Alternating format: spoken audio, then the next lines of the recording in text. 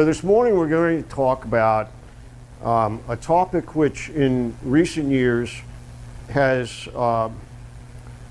become more prevalent among stretch glass collectors, particularly as more and more of us focus on late period stretch glass as well as early period stretch glass. I would say years ago when I joined the Stretch Glass Society that differentiating between late period stretch glass and early period stretch glass was really not much of an issue for most people, because most of the people that belonged to the Stretch Glass Society, as soon as you mentioned anything that was made after 1935, they were like, I don't collect that. I'm not interested in that. I don't want to see it. And the exception, of course, was the club souvenirs. And everybody knew what the club souvenirs were because they were labeled on the bottom, and so it was very easy to tell that they were late period and not early period. And besides that, we never made a club souvenir in the exact shape and color that it was made in the early period. So there was never any problem. However, as time went on, starting, as you know, starting in 1980, Fenton put stretch glass back in their line, and they produced a great variety of stretch glass over the next 30 years. Lots and lots of stretch glass. Thankfully, most of it not in the same shapes and not in the same colors as they had produced between 1916 and 1933, 34, 35, whenever they stopped producing it back then. So there isn't a lot of confusion to be created, but there is still some confusion. When I volunteered to do this seminar, I thought, well, we're going to do the whole seminar just comparing new and old, or more correctly stated, early period and late period stretch glass.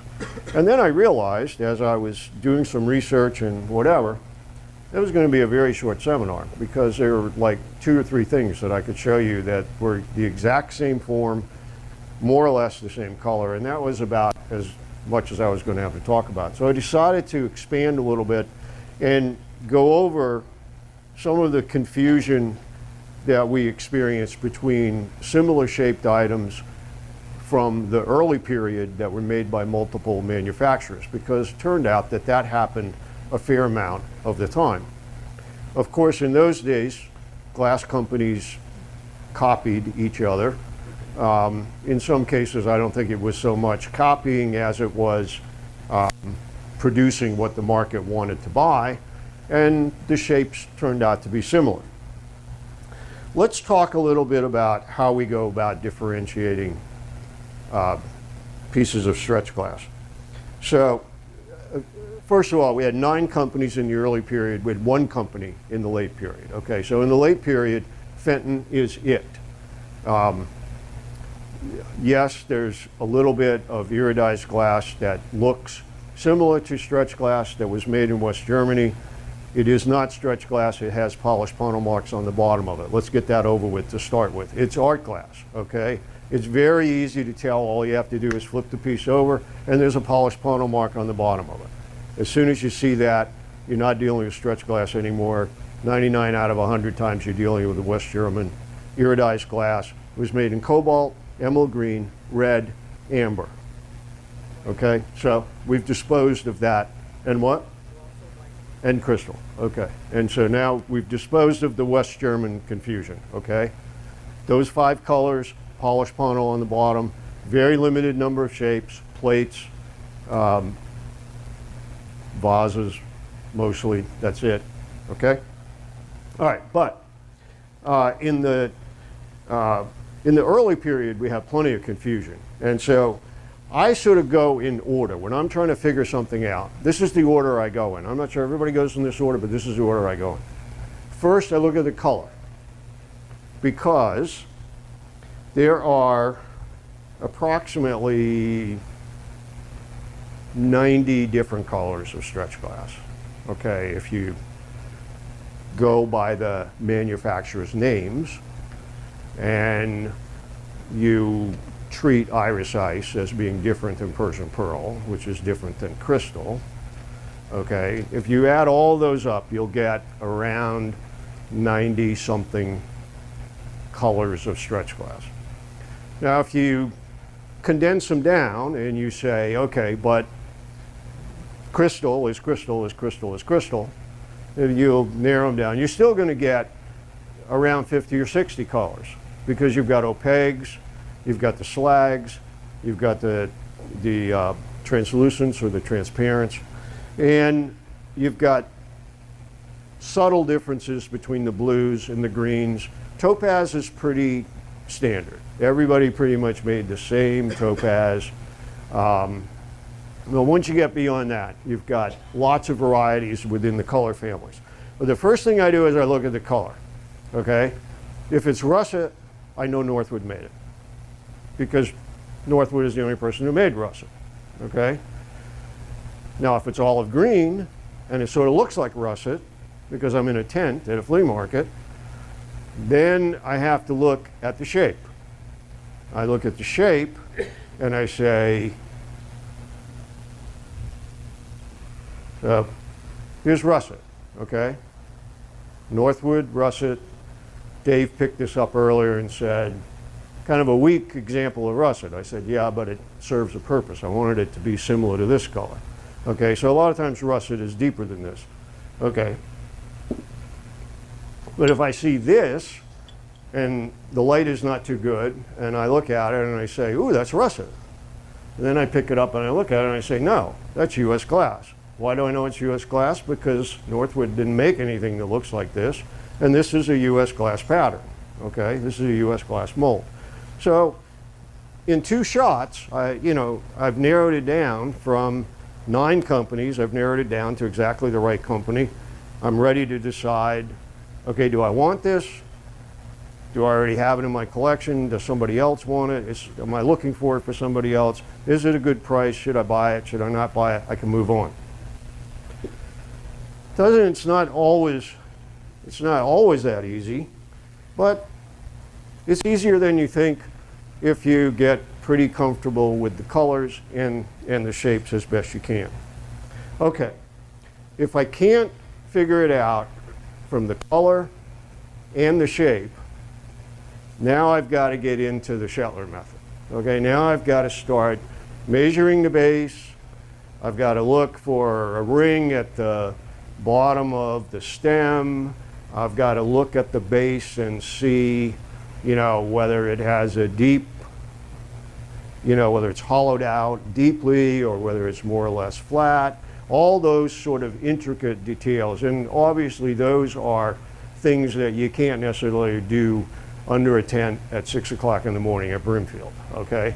You can try, but you're not going to take a lot of time because you got 4,999 other dealers worth of stuff that you want to look at before 8 o'clock in the morning. So you're not going to get out your ruler and start checking. Okay, so in those cases, you're going to guess.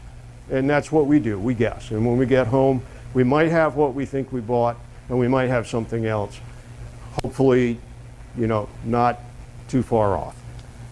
All right, so this morning we're gonna actually look at some of these confusing items and some of these confusing colors, and we're going to see what we can figure out. All right. I don't know if anybody has really ever tallied this up, but I think it's safe to say that at least one of the most, if not the most prevalent color of stretch glass is Celeste blue, or Celeste blue-like colors. Now, Celeste blue is,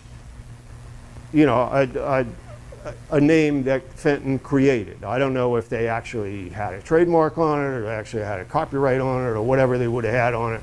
But when we make a list of colors, Celeste blue is always capitalized because it's a proper title that Fenton came up with.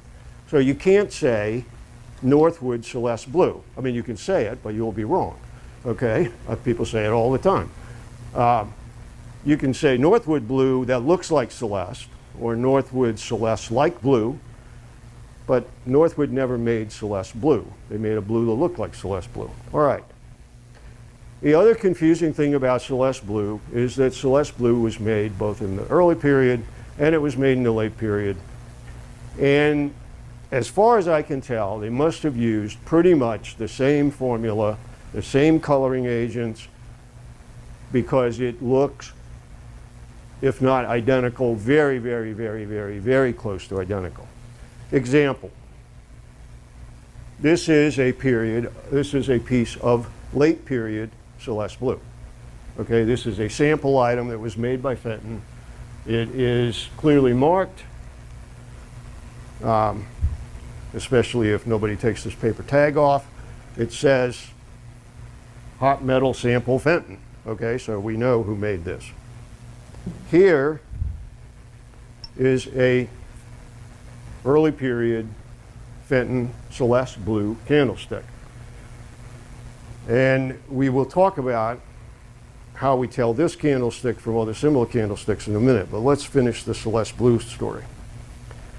This is also Fenton Celeste blue, correct? Okay. I keep looking at Dave. As long as he smiles, I'm good. When he frowns, I'm wrong. This might be Northwood. Okay, let me correct this. This is Northwood, okay? This is Northwood's Celeste-like blue. This is, of course, Fenton. How do we know this? Because Fenton made melon red, okay? This is Fenton late period. The base is very good Celeste blue. Dave and I were looking at this earlier. The iridescence on this is kind of crappy, to put it bluntly, since George is not here. Yeah, dirty. It looks kind of dirty. So they had something in the iridescence, okay? This is Central's blue, okay? Looks pretty much like the Celeste blue, like colors. So when you get to this, you look at this, the color doesn't help you at all, okay? And so here you have to get, and the shape doesn't help you at all, because in a minute I'm going to show you a whole bunch of other people made these things. And now you got to get out Cheller's book, and you got to look in the back and see how far up this goes, whether there's an extra ring here, how deep is the candle holder, you know, the socket here, whatever. We'll come back to that in a minute. So that's sort of, you know, the story of Celeste blue. Let's do something else. Let's talk about luncheon plates. Okay, who made this plate? This has got a. This has got the. What do we call that thing on the back of it? Yeah, but what was the thing that stuck out? A knob? A Marie. Okay, it had a. This had a Marie type knob on the back of it so they could carry it around, because there's no way to grip it, okay? And when they got all done with it, they ground it off. A lot of people say this is a polished pommel mark, but it has nothing to do with the polished pommel mark because it wasn't blown. Okay, would you help me for a minute? Just hold one of those up. Hold that one up. Okay. We're not hearing you. What happened? Yeah, I'm talking into it. It's here. Maybe the battery died. There you go. All right, I will just yell louder for a little while. Okay. So Vanna and I have 3 plates here, okay? Show them the back of the plate, please. You see those plates? Do they all look similar to you? Yeah. Okay. All right. So they all look similar. Does the color help at all? Yeah, because some people didn't make cobalt. Okay, some companies didn't make cobalt, so that narrows it down a little bit, but more than one company made cobalt, okay? How many companies made emerald green? Northwood. One company made Northwood green. Who made this plate? Northwood. We've settled that. How many companies made a Florentine green-like color? Fenton. Who else? Central. Northwood didn't make a Florentine green. Okay. We are lucky in this case in that the diamond and the Central greens are slightly different than the Florentine green. They have a bit more blue in them. Florentine green has a yellow in it. So that will help if you're in very good light and you know what you're doing, okay? But, so in this case, I will tell you, Fenton made this plate, okay? Now, who made this plate? Diamond. How do you know? Okay, collects that color. Thank you. Fenton also made royal blue, so there's a potential that Fenton could have made that. Absolutely. No. How did you know it wasn't that? The back, okay? Yeah. On the back of the Fenton plate, there is a flat surface. It's not ground, it's molded, okay? It's iridized. On the back of the diamond plate, there's a ridge on which the plate sits. So the ridge is also not ground, it's molded, it's iridized. The plate sits on the ridge. This one, the plate, there is also a ridge, by the way, but there's also a flat surface. I guess technically, I have to be careful here, I'll get corrected. Technically, I guess the plate sits on this ridge, but next to the ridge is a flat surface. That will tell you this is a Fenton plate. Cal, technically, there's a seam. He's talking about a ridge, there's a seam. Yeah. So if you run your fingernail across that, you'll catch your finger on the seam. If you look at the diamond one, there is no seam there. So if you run your fingernail across that rim, you won't catch them. All right. Let's do something that we've all done before. Well, most of us have done it before. I will expect you to get very high marks on this part of the quiz, okay? I just told you who made this, so who made this? Fenton, okay. Very early. I might need you again. Who made this? That's a little like aquamarine. Who made this?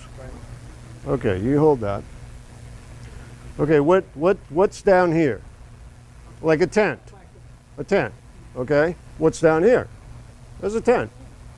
Okay, are these the same candlestick? Are they made by the same company? What do you think? Is that ball a little bit bigger on the one on the left? It might be a little bit thicker on the stem there, yeah.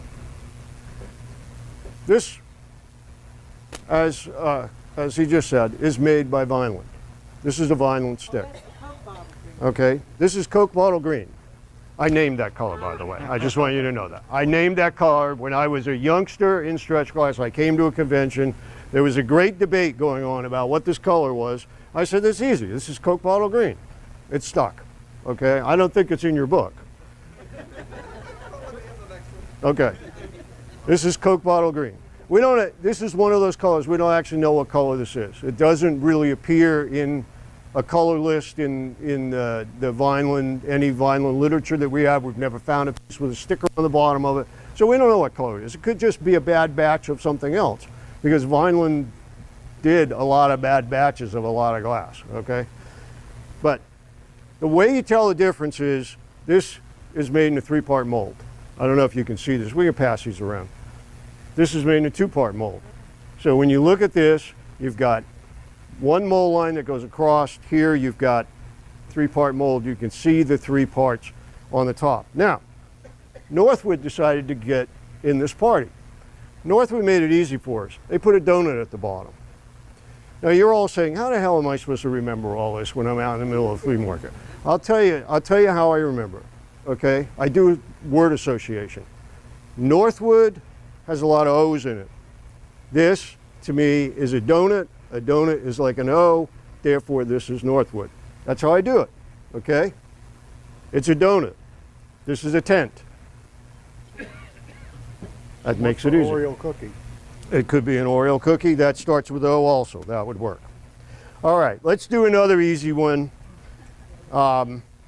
These are also somewhat confusing, although once you figure them out, they're pretty easy. Let's do bonbons, all right? Now I made this really easy because I picked the really easy colors. Okay, everybody knows who made this bonbon, right? Northwood. How do you know that? Because of the color. okay? Northwood is the only one that made this color. This is Northwood. Okay, when you take the cover off a Northwood Bonbon, there is a ridge here, okay? You can run your fingernail along the top of that ridge. It goes all the way around, and that is a Northwood cover. I mean, yes, a Northwood cover. Now, I caution you that all Northwood covers do not today reside on Northwood bottoms, okay? In the case of Jade Blue, they do. In the case of Topaz or Blue, they do not. Okay, who made this bonbon based on the color? Yeah. It's black. Who made it? Diamond. Diamond made Egyptian lustry. This is Egyptian lustry, okay? Now, if you look here, you can also run your finger around this ridge. And so this cover is very similar to that cover, and you have to go further into the details. You have to now begin to look at the edge of the panels. You have to look at the size of the knob. You have to look at the panels on the bottom and so forth to determine whether it's Northwood or Diamond. But you don't have to do that if it's Egyptian lustry. You don't have to do it if it's Cobalt Blue. Diamond made Cobalt Blue. If you get a Cobalt Blue one and you can run your finger around it, you're home free. It's Diamond because Northwood never made it. If you should find one of these in Emerald Green, you'd be home free because nobody else made Emerald Green except Northwood, okay? All right, who made this one? You're cheating. Yeah, I sold it. This was made by Fenton. Now, you might say, well, wait a minute. Diamond made that color. Yeah, well, they did. The Diamond ones are almost always very heavily iridized, almost to the point where there's like a layer of iridescence on them. The other thing that's different about these is that on the Fenton one, there is no ridge. There is a flat, rim that sits down in, okay? So if you can remember, Fenton, flat. Fenton is flat. The other guys, you can run your finger around. All right, so that disposes of 10-inch candlesticks and common bonbons. All right, we'll do one more of the easy ones, and I'll really need you this time because there's 4 of these. Okay. 4 different companies made what we call the trumpet candlestick. There are actually 5 versions of the trumpet candlestick. I only brought 4. But one company made 2 versions. Okay? Now, who made that candlestick? Northwood. Because it's russet. Okay? Who made that candlestick? Fenton. No. No. Who? No. No. Central. Central made that candlestick. Yeah, it's got the bulked up Yeah. 2 rings. That is the central trumpet candlestick. And you see how confusing it is? Because you were all correct in the color, okay? That could be Fenton, it could be Diamond, it could be Vineland, whatever, but it's not, it's central, okay? Who made this one? Is that luster? Is that luster? No. It's purple. We have a vote for Vineland. Or, no, we have a vote for Diamond.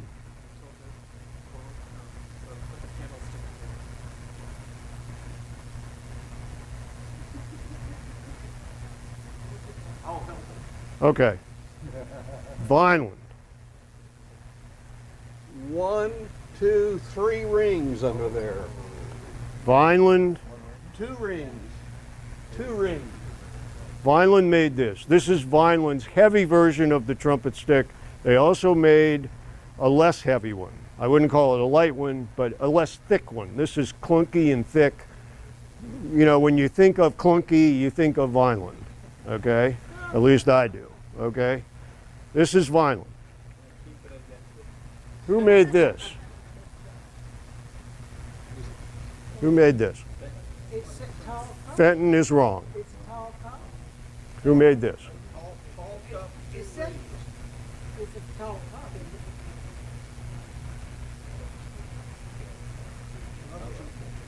Who made it? It would be another central. Yeah, Because of the tall cup. this is another central. Okay. All I can say is I'm not really the hard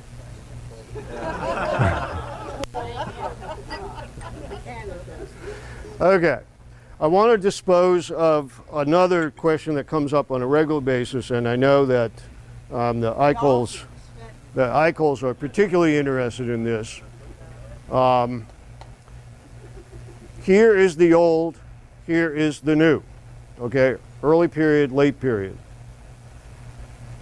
Early period color is almost always not as ruby as late period. Okay, I'm not telling you you'll never find an early one in this color. I'm just saying you won't usually find one in this color.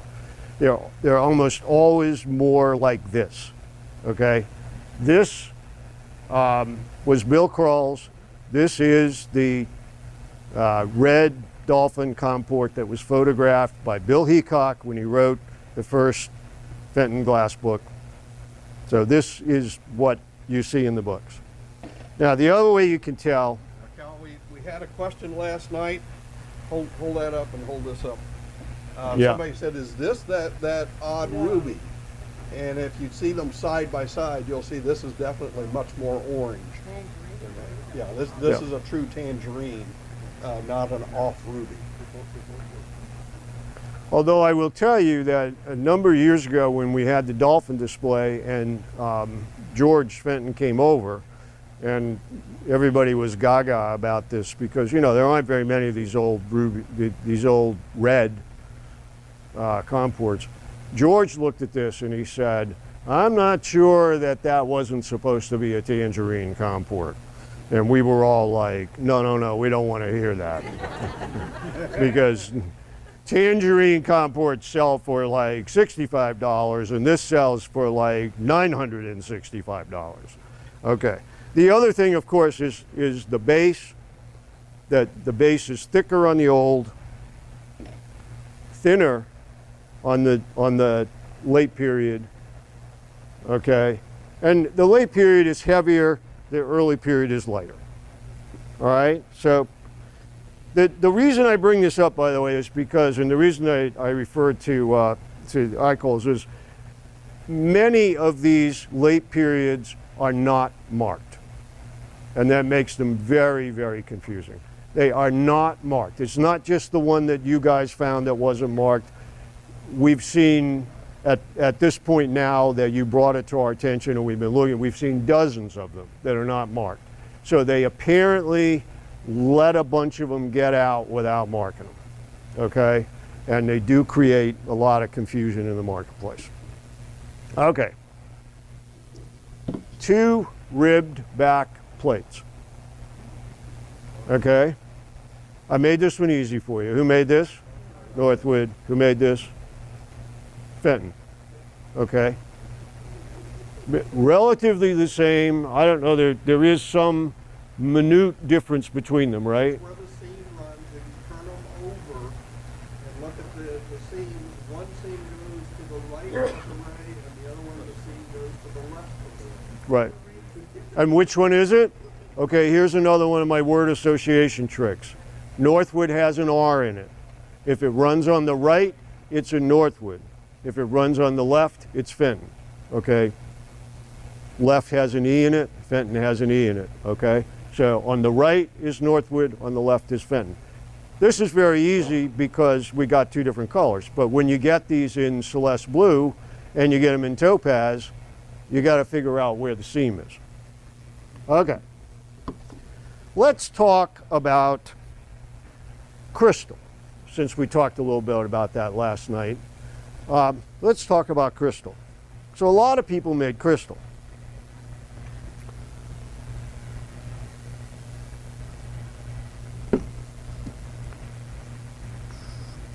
Let's start with diamond. This is diamond's crystal, okay? I think they called it crystal, right? White. They called it white. Okay. This is whose crystal? By the shape. Fenton. This is a Fenton punch cup. Nobody else made a punch cup like this. You see a punch cup like this, it was made by Fenton. Okay? You're looking at handle, is that what this is? The whole thing. There's nothing else like it. The closest thing you can get to this punch cup is this punch cup. This punch cup has rays in the mold, has a completely different base. This is, of course, also Fenton. This is late period Fenton. This was the ones that were made by Ann Fenton for us. This is an early, legitimate Persian pearl punch cup, rare item. Don't know how, we know there's one set of 12. The Umbracos have a set of 12. We don't know, I don't think we know how many singles are floating around. You have 2, I now have 1, you know. This is something to be on the lookout for. Yes, it is, but their punch cup has a double set of rings around the top of it. Yeah. I have a question. You said white, but when I see, I mean crystal, but when I see those pieces up there, I just see white. Okay. Because crystal to me is Clear. Yeah. Okay. Well, and that's a legitimate comment. I mean, Dave says that Diamond actually called theirs white. Okay. Fenton called theirs Persian pearl. Imperial called theirs iris ice. Lancaster called theirs, we don't know, okay, but it's this color. You'll also find this piece in other colors, in weird colors, okay? Who made this little cheese and cracker set? Can you tell by the shape?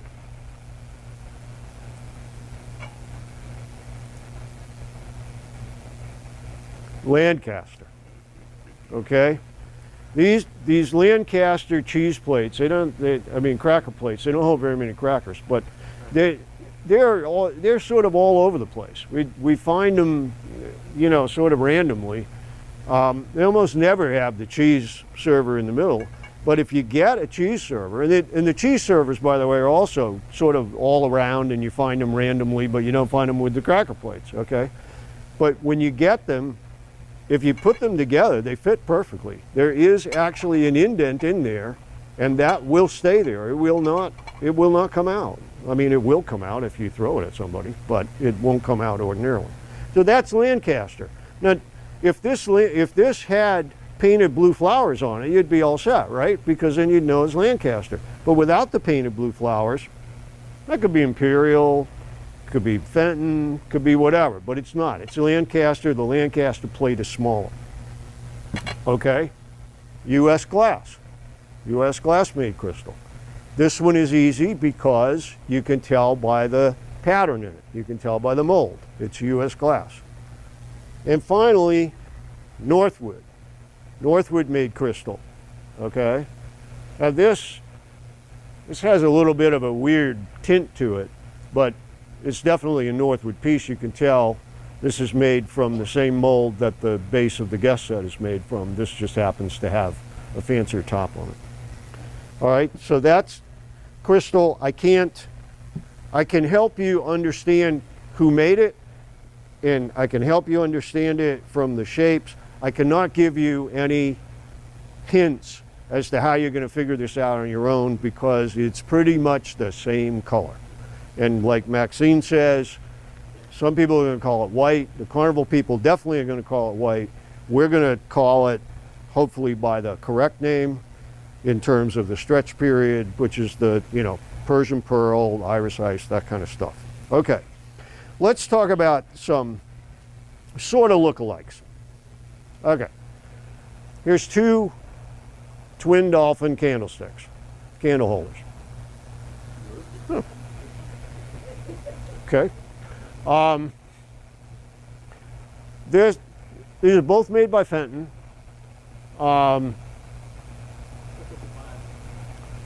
What? Yeah. They had different plungers. This is. Oh, I think it's wax. I mean, we actually use our stuff. So yeah, it's got wax in it. Well, the condensation is on the bowls. We'll deal with that next. But okay, these had different plungers. Okay, this one has got holly leaves on it, reminiscent of, you remember the ruby, non-iridized ruby candle holders that you see? They're a dime a dozen. They were made by Fenton. They almost always have the holly on the bottom of them. Okay, you can find them in flea markets everywhere. They used that same plunger on this when they made this. This is the late period. This is the early period. I think almost all of these we find have the rays on the bottom, right? Okay, they're a little different, not much. Okay, the color gives it away. This is dusty rose, by the way. This, of course, is the good old velvet rose. Okay. Two Fenton sherbets, both in velvet rose. Which one is early period? Which one is late period? This is late period. This is early period. These are, I'm sorry if I'm hurting anybody's feelings, these are a dime a dozen, a quarter a dozen, $1 a dozen, whatever you want to say. These are rare. Okay, these are tough to find. If you walked into a flea market and somebody had a set of 6 of these, you ought to buy them. Because they're pink. If you find a set of 6 of these in blue, they're common. Topaz is pretty common. Anything else other than blue and topaz is not common. Green is sort of common. Everything else, tough. But telling the difference between those two pinks. Well, okay. Is it the fact that the older one is less deep, more flared? No. Is there something else that is a trigger for older roots? Yeah, so Fenton actually changed the formula for pink or velvet rose when they reintroduced it in 1980. And as I've heard it explained, velvet rose is it correct to say it's a striking color? It's a striking color, which means it changes, okay? It doesn't come out of the mold, doesn't come out of the pot pink. It has to be made to look pink by cooling it, heating it, whatever. That's what they had to do in the old days. They managed to figure out how to make it without going through all that hoopla in 1980. And so this has a little bit different color, although it's not much different, but it's a little bit different color. This is a whole different shape. This is twice as heavy as this. And it holds a lot more ice cream too. Okay. Here's another punch cup. Now, this is very definitely velvet rose. Okay, this is late period velvet rose. Would you say those are the same color? Not at all. Oh, Bob says not at all. That's pretty definite. Okay. And here's what happens when velvet rose gets overheated. It gets a brown color to it. And I call it cooked velvet rose. And so you can see they didn't always strike it correctly. This is, When it overcooks, I mean, does that become unusual and worth more than a regular one because it's unusual, even though it's not what they desired? I would say, stretch collectors view the overcooked as less desirable and the pure pink as more desirable, but It would be much rarer, but people right, exactly. They don't like the color of it. They like the real pink, right. Now this is actually sunset, okay? This, I don't know what year this came out, and I can't tell by looking at the, oh, maybe I can. No, I can't. This was introduced later. This was introduced in 1980, was in the line for a couple of years, came out of the line. I think it went back in the line. Later on, they introduced this new color sunset, and this is part of a very large punch set. There is a gigantic punch bowl that, you know, it's like this big around. It has a base, and it has the grapes on the whole thing, and it comes with 12 cups if you get the original set in a bowl. So this is definitely late period. All right. Just as we had the Dusty Rose dolphin stick, we have the Dusty Rose bowl. No mistaking the old bowl and the new bowl here. I mean, this has got all kinds of stuff in the mold. This is clean, except for the dolphins. These dolphins are clunky. These dolphins are closer to the side of the bowl. They don't have the detail that the old dolphins have. You should have no trouble distinguishing those. Continuing with the dolphin theme, old, new, okay? The one thing that is almost always the case with the later period ones is they bulge down here. You look at this vase, straight down, okay? Nice and flat. It's a fan vase. There's a little bit of a bulge there, but not much. Remember they made these from a comport, okay, or a candy bottom, and they squeezed them together. They worked them together with those cherry paddles that you saw in the video last year. So they worked them until they got them flat. I don't know what happened. I don't know why. Maybe the new workers weren't as, you know, maybe they weren't as good. Maybe the glass was thicker. The glass is thicker. So maybe it wasn't possible to get it as flat, but these almost always bulge down here.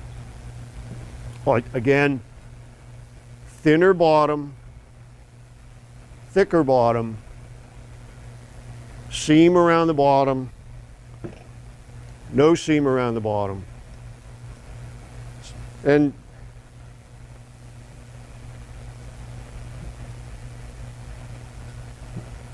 going to be difficult to find a late period fan base in a color that should confuse you in the first place.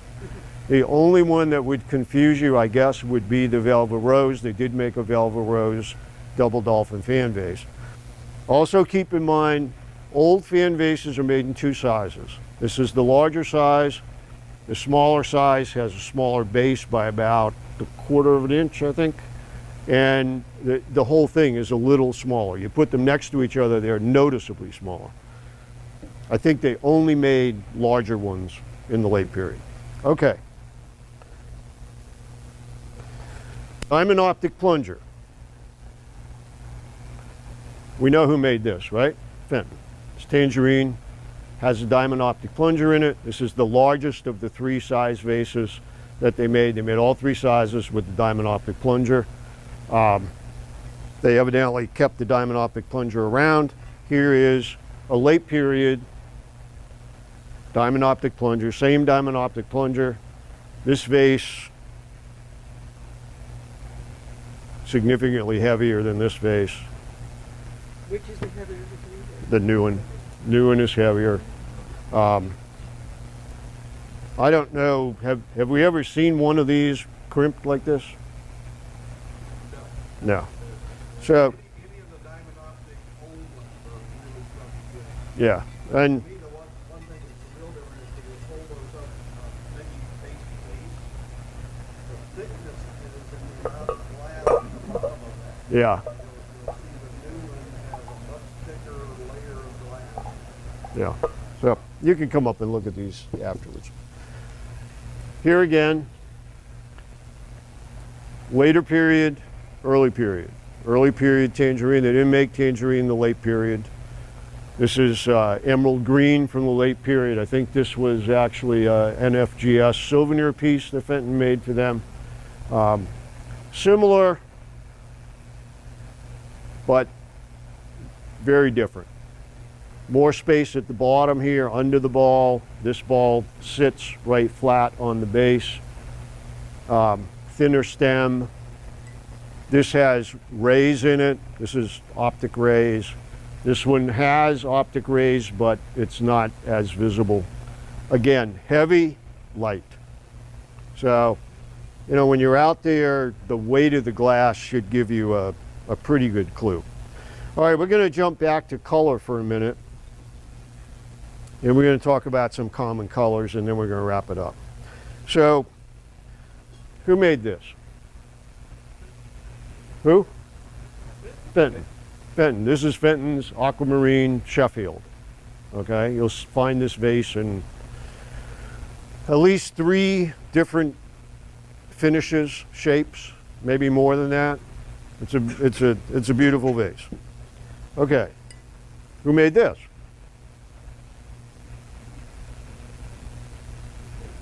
Fenton. Okay. Well, there's got to be a few trick questions in here somewhere. Okay, who made this? U.S. We know by the shape, and it's Coke bottle green, but it's pretty close to aquamarine. Who made this? U.S. Again, this is, Dave mentioned this, I think, when you were doing the center handle servers, that, you know, U.S. apparently made an aquamarine-like glass. They also made blue. Okay. What about this? New Fenton. New Fenton. This is new. Did they call it? They didn't call it aquamarine. They called it something else. This is velvet blue, right? Does it have a thicker base? Well, it has a totally different shape. Well, this is for sure velvet blue. Okay, so this is something other than velvet blue. My feeling is it is, and the real problem with that little rose bowl is that it's got a ground bottom and no marks on it. Yes. No mark. Again, a piece that we today believe is new. This, when I bought this from Bill Kroll years ago, he believed that this was an old piece. I mean, I really believe that he believed, because he didn't typically try to pull your leg on stuff, at least. I have another question now. That's such a small hole. Is that the very center then rather than the local? I thought that very small hole. But I know you said one hole. If you want to put your hair in it, it's okay with me. I mean, I think if you, no, that, No, they don't. That's why I wondered if it's a smaller hole there. yeah, The problem is that is the original Sheffield mold. Sheffield was a whole line, but in the original they only made the tall bases and straight. But they did make a whole line of Sheffield, and that was made from an original Sheffield mold. yeah, so.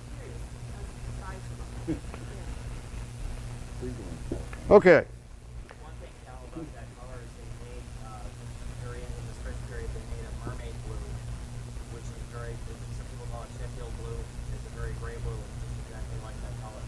Really? It was mermaid blue. A lot of When? It was very, right around the beginning of the transparent period where they make a lot of Sheffield dinnerware, and at the end of the French period, there's an overlap there. So Huh. I wouldn't give up on it, being old.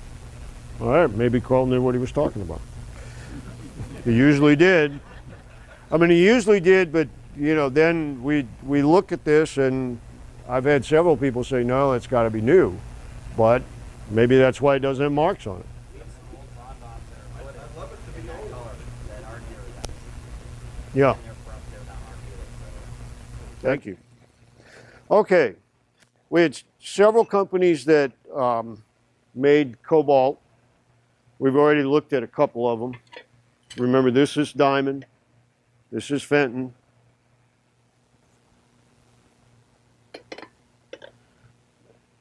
Most of this cobalt stuff, by the way, is pretty desirable. It's tough to find. There wasn't a lot of it made, evidently. It's pretty hard to find. It's nice stuff. And it's generally, well, sometimes it's expensive and sometimes it's not. Sometimes it just gets thrown in with the other cobalt blue, which, you know, there's been a lot of recent period cobalt blue, which has driven the price down on cobalt blue to some extent. So sometimes you can pick it up for not too much. Okay. Well, we know who made this, right? U.S. U.S. made this for sure. Okay. We know who made this from the shape? Diamond. Diamond made this. Okay.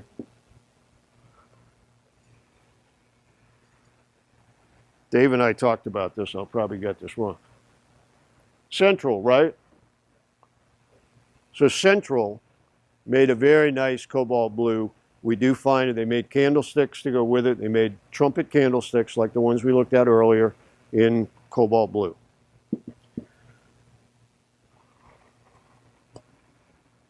Jeanette. Jeanette made cobalt. We think of Jeanette as a Marigold carnival glass maker, but Jeanette did periodically make some other colors. They didn't make a lot of it. You won't find this piece very often, but this is Jeanette. The telltale sign is this 3-ring base attached to it. You see that on Jeanette. You don't see this base on Marigold Jeanette very often, but you do see it on the other colors. They also made a green and some other stuff in this. And then Vineland got in the business of making cobalt. This is kind of light cobalt, we call it, okay? So Vineland made it. That's not a good example of what I want to say, so I'll use a different piece. Ah, here we go. Here's another pocket guide. If you're trying to figure out if something is made by Vineland, look at the bottom. Look at the bottom of the bowl right here, okay? If there's a whole bunch of hash marks in the glass, good chance it was made by Vineland. They evidently were very rough on their molds. And you heard George say yesterday, if the glass gets too hot in the mold, it will stick to the mold. Evidently, they had that problem at Vineland. They must have overheated their glass once it got in the mold, and they must have let it sit in the mold too long, and it would stick to the mold. When it sticks to the mold, then you got to chip it out. When you chip it out, if you're not careful, not only do you chip the glass out, you chip the mold out.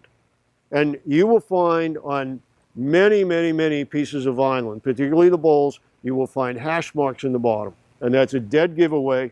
I don't think we see that on any other company.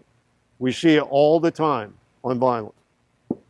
Okay, so U.S., Diamond, Fenton, Central, Jeanette, Vineland.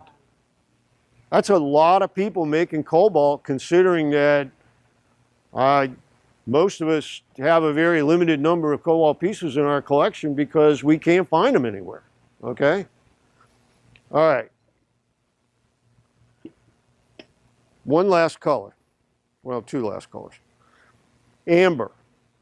We don't think of amber as really a prevalent color of stretch glass. Again, I think today we know about more amber than we did 25 years ago, but certainly when I first started collecting stretch glass, amber was one of those pretty rare colors.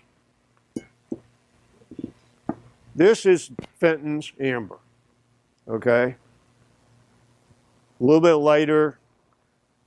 I mean, you're not going to be able to tell the difference between this and this in a flea market table unless you know what you're doing, okay? Unless you got some other help. But it is a little bit lighter, whatever. But it's a very nice amber. Fenton amber is tough to find. Now, Lane Fenton told the carnival glass people that Fenton never made amber on purpose. It was always an accident or mistake. Tim says it was always a mistake at Fenton. Well, that may be. Maybe that's why we don't find very much of it. This is Fenton's late period amber. And this they made on purpose. Okay, this is in the catalogs or whatever. This might have even been a QVC piece. Okay. Now, U.S. made a bunch of amber. You can tell it, of course, by the mold. It's pretty much always the same color. Sometimes it will vary a little bit, but you'll find it. This is also U.S. This is, you'll have to come up and look at these, but there's panels on the bottom here, and U.S. made this. Generally, these have very nice iridescence on them. What has the pink, what bowl has the pink? What? Pink, is that just the iridescence? This in the middle? Yeah, This one? pink. So this is Vineland. Oh, This is Vineland's. For years, we called this beer bottle brown. right. And I don't know what you call it in the book. I guess you call it amber in the book, Well, right? iridescence. There was a label that showed up old gold. Old gold. So this is old gold. Yeah, But but iridescence is pink. There's a lot of pink and purple. it's in the iridescence. Yeah.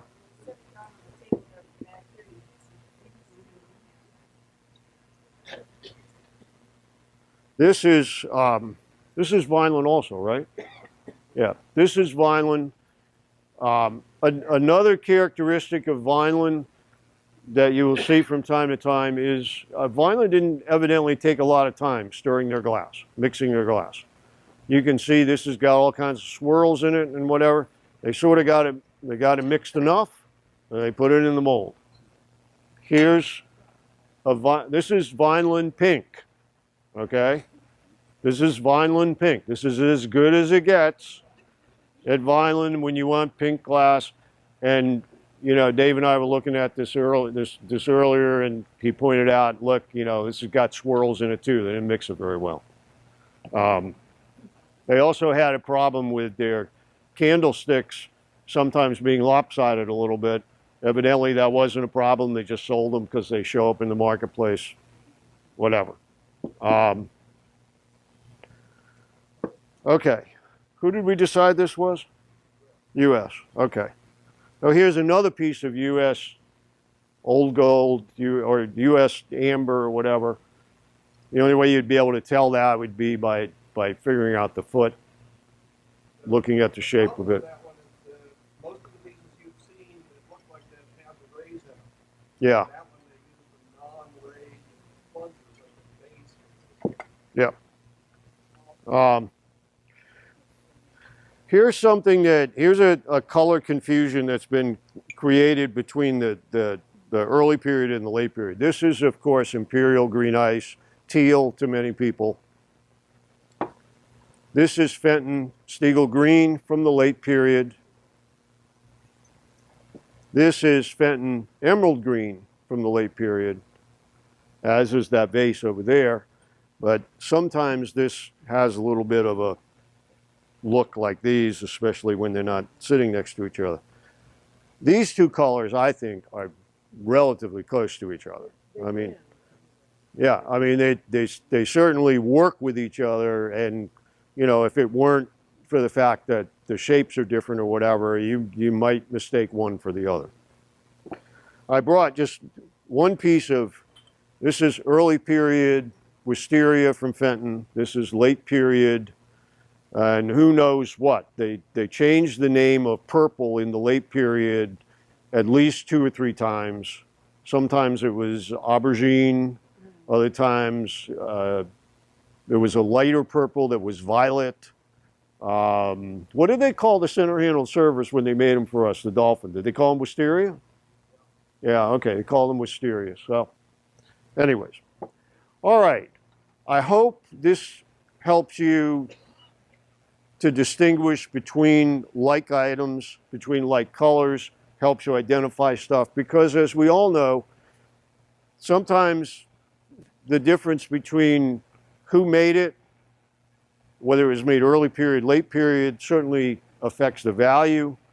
You know, the early period stuff is not always more valuable, but it helps you figure out if you got a rare piece or a not so rare piece, and it really does it really does pay to know what it is that you're buying when you're buying it, so that you don't buy something that you either don't want or something, at the wrong price.